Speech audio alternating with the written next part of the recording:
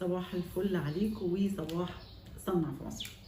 احنا خلاص في اواخر الحلقة بتاعة القطاع الزراعي، وهنبتدي بعد كده ننتقل لقطاعات اخرى. بس فاضل لنا كده كام شركة عايزين نلقي عليهم الدور والضوء بشكل قوي جدا في القطاع الزراعي.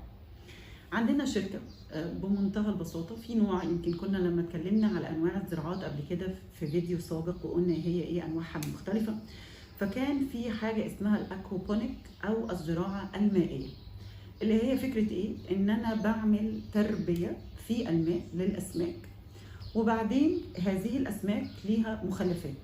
المخلفات بتاعة الاسماك هي مخلفات عضوية، يمكن ان انا استخدمها كسمات في انه نوع من انواع الزراعه، في حاجه اسمها الزراعات الورقيه العضويه، اللي هو زي ايه؟ بتكلم زي الخس، بتكلم زي الشبت، بتكلم زي الكرنب، ممكن كل ده يتزرع زراعات مائيه ورقيه.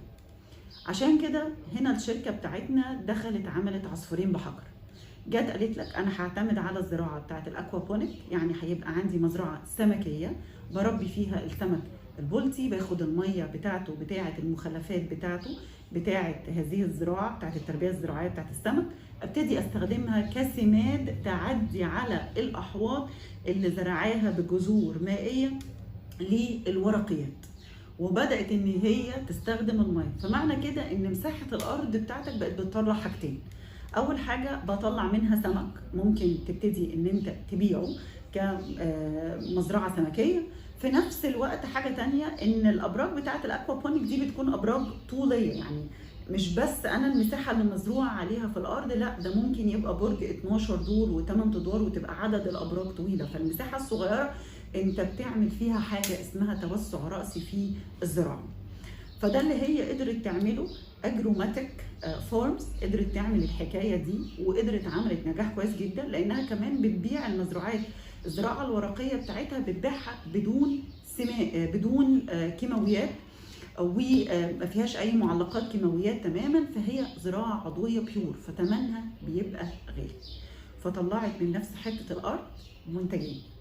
تاني حاجه عملت توفير بنسبه 90% من الميه، لانها بتاخد الميه توديها بعد كده تزرع بيها السمك، بعد كده تبتدي انها تستخدمها في الزراعه بتاعه النباتات الورقيه، بعد كده ان تبتدي انها تفلترها وترجعها تاني، وهكذا، وتبقى دوره بيتم اعاده استخدام الميه فيها.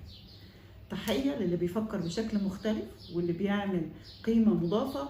تحيه لاجروماتيك فارمز، وصباح الفل عليكم وصباح صنع في مصر.